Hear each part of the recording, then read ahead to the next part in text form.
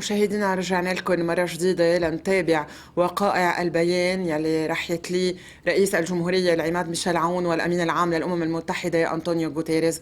إذا ننتقل مباشرة إلى قصر بعبدة. Bienvenue au Liban, Monsieur le Secrétaire général des Nations Unies. C'est votre première visite dans notre pays à la tête de cette organisation internationale, après avoir assumé la responsabilité d'agence des Nations Unies pour les réfugiés والأمين العام للأمم المتحدة. Depuis la création de cette organisation, des liens profonds l'unissent avec le Liban, qui fut l'un des États ayant participé à son institution par la ratification de la Charte des Nations en 1945 à San Francisco et qui a également contribué à la rédaction de la Charte des droits de l'homme en 1948.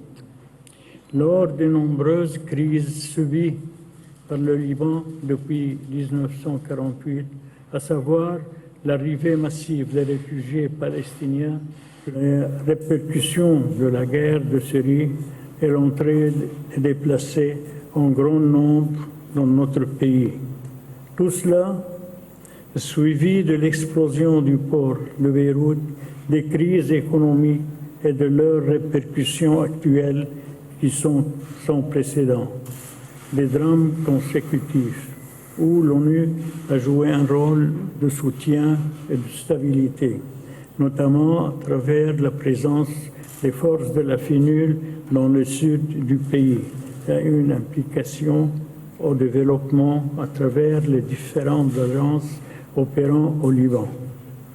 J'ai évoqué avec son Excellence les différentes crises successives dont souffre le Liban et les moyens d'en sortir compte tenu des conditions économiques qui se sont détériorées ces derniers mois.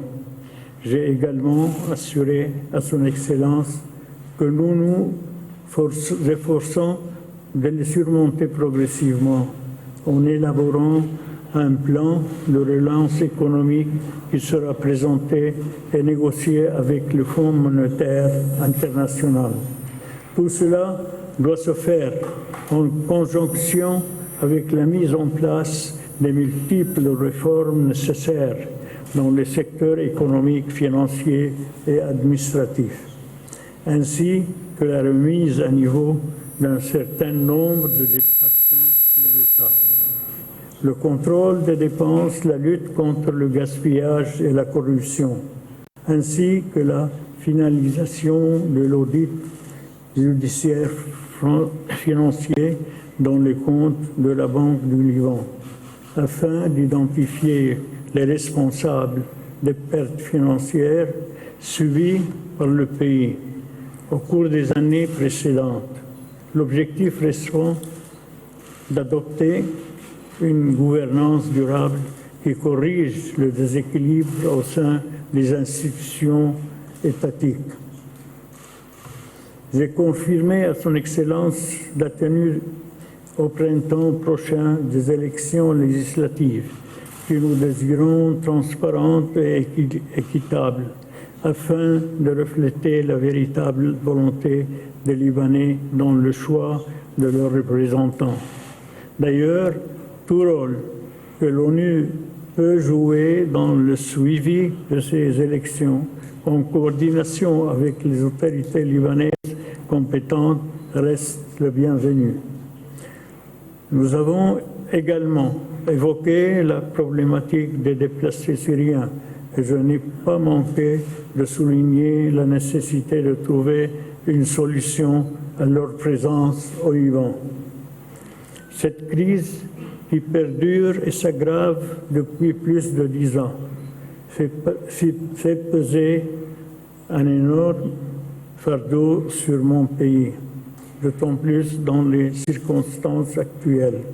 Et il est plus que temps que la communauté internationale assume ses responsabilités et encourage le retour en toute sécurité des déplacés dans leur village et leur patrie. En ce qui concerne la situation avec Israël, j'ai réitéré à son Excellence l'engagement du Liban à continuer à mettre en œuvre la résolution 1701 sous tous ses aspects, à maintenir la stabilité à la frontière sud et à veiller à la coopération permanente entre l'armée libanaise et les forces de la FNU. J'ai également souligné la poursuite des violations israéliennes par terre, mer et air, et notamment l'utilisation de l'espace aérien libanais comme point de départ d'attaques répétées contre la Syrie. J'ai réaffirmé à son Excellence l'attachement du Liban à l'exercice de sa souveraineté sur l'ensemble de son territoire, son plein droit d'investir ses ressources naturelles, notamment dans les gisements de pétrole et de gaz, et sa disponibilité constante à donner suite aux négociations indirectes pour délimiter les frontières maritimes méridionales. En conclusion, je renouvelle mes remerciements à l'Organisation internationale des Nations Unies et à tous ces organismes œuvrant au Liban pour leurs efforts permanents et tout particulièrement son Excellence le Secrétaire général pour la solidarité sans faille témoignée à notre pays et qui s'est manifestée dans ses prises de position, son aide et la tenue de conférences spéciales de soutien au peuple libanais. Merci, Monsieur le Général. Et encore une fois, vous êtes le bienvenu au Liban. Merci infiniment, Monsieur le Président. Permettez-moi de parler en anglais. اسمحوا لي أن أتحدث باللغة الإنجليزية. Good evening. مساء الخير. I am very happy to be back in Lebanon. يسرني أن أعود إلى I have لبنان. just had a productive meeting لقد with His عقدت Excellency للتو President لقاء Aoun, مثمرا مع فخامة where I الرئيس thank عون him حيث for his شكرته hospitality على and حفاوة for the very الاستقبال important discussions وعلى that المباحثات we had المهمة today. التي أجريناها اليوم. And I also expressed the gratitude كما to the United أعربت عن Nations and the امتنان international الأمم community المتحدة for Lebanon's والمجتمع generosity الدولي in للسخاء hosting so الذي many أظهره لبنان refugees باستضافة هذا العدد الكبير من I اللاجئين was High السوريين. Commissioner for Refugees لقد during 10 كنت years. مفوضا ساميا And in للاجئين، my experience of those 10 years, there وفي are very few هذه cases الخبرة where التي a دامت country and the people 10 أعوام have been so generous as Liban has اختبرت been أنه ما in من relation أحد to the أظهر civilians. هذا السخاء كما هو With a الشعب heavy اللبناني، price in the وذلك Lebanese economy, in بثمن the Lebanese باهظ society, على and الاقتصاد because of the conflict اللبناني وعلى in المجتمع Syria and the اللبناني، Lebanese وأيضا security. بسبب النزاع القائم And في I سوريا believe على الأمن the السوري. international community وأنا has not أؤمن done enough بأن المجتمع to الدولي لم support يفعل ما Lebanon, يكفي لدعم as to لبنان support Jordan, كما لدعم as to الأردن support other countries in the world أو دول أخرى that من have العالم opened their borders, فتحت their حدودها doors and their hearts وأبوابها to refugees, وقلوبها when لاستضافة unfortunately اللاجئين، some ولكن much richer and للأسف much more powerful إن بعض close their own borders.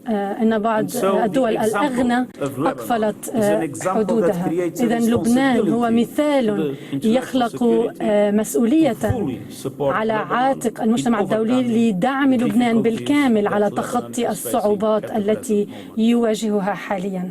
And so I told the لذا president that I أخبرت have فخامة الرئيس come with one simple أنني message. أتيت حاملا The United رسالة Nations واحدة stands in بسيطة: solidarity الأمم with the المتحدة people of تقف Lebanon. متضامنة مع شعب لبنان. During my visit, I خلال will meet a زيارتي wide range سوف of ألتقي political, عددا religious, كبيرا and من civil الزعماء society السياسيين والدينيين including ومن women المجتمع and الدولي youth. بما فيهم نساء And my وشباب. objective is to discuss وما how we أرمي can إليه best هو أن support the نتناقش Lebanese في people كيفية تقديم أفضل to الدعم overcome the للشعب current اللبناني economic and حتى financial يتخطى crisis الأزمة and الاقتصادية to promote والمالية peace, الراهنة stability, and ويعزز sustainable السلام development. والاستقرار والتنمية المستدامة. I urge the country's أحث politicians سياسيي to work البلاد together على العمل to معا resolve على this حل crisis. هذه الأزمة. And I call on كما the international أدعو المجتمع community to الدولي strengthen its لتوطيد support to Lebanon. دعمه للبنان.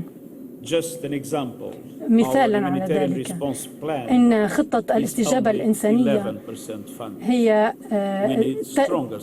تعتمد ب 11% منها على جمع التبرعات. نحتاج إلى تضامن أكبر، ولكن الشعب اللبناني يتوقع أيضا من زعمائه السياسيين أن يعيدوا ترميم الاقتصاد ويؤمنوا حكومة فاعلة ومؤسسات عامة فاعلة ويضعوا حدا للفساد ويحموا حقوق الإنسان. وهذا ما قاله فخامة الرئيس، وهو يندرج في هذا الإطار تماما. بالنظر إلى معاناة الشعب اللبناني، لا يحق للزعماء السياسيين اللبنانيين أن يبقوا منقسمين ويشلوا البلاد. وأنا أقر بأن رئيس الجمهورية اللبنانية هو رمز لهذه الوحدة الضرورية. إن انتخابات العام المقبل ستكون مفصلية، ويجب أن ينخرط الشعب اللبناني انخراطا كاملا في اختيار الطريق الذي سيسلكه البلد إلى الأمام. يجب أن تحظى النساء والشباب بكل فرصة ممكنة للعب دورهم بالكامل فيما يكافح لبنان لتجاوز تحدياته الجمة ويرسي قواعد مستقبل أفضل. وسوف تدعم الأمم المتحدة لبنان في كل خطوة يخطوها على هذا الدرب. وفي إطار التزامنا إزاء استقرار لبنان، سوف أقوم بزيارة قوات اليونيفيل في جنوب لبنان.